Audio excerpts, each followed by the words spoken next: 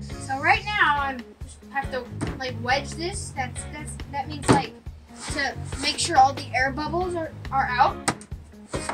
So then when I put it in the kiln, it doesn't really explode.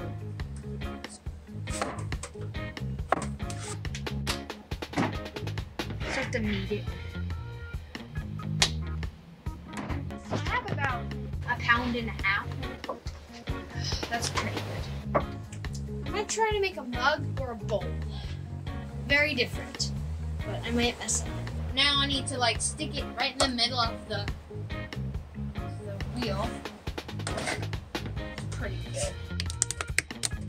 I have buckets of water. Right here, there's a control. It makes it go faster and slower. Now I have to center it so it doesn't wobble.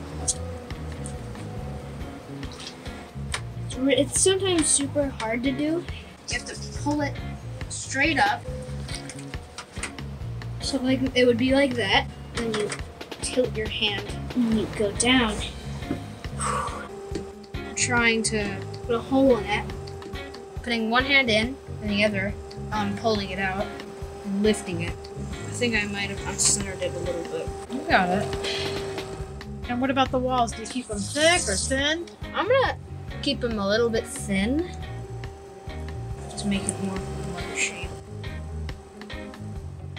So I'm now just making a lip so someone can drink out of it easily. I don't really know what I made, but I'm definitely gonna use it.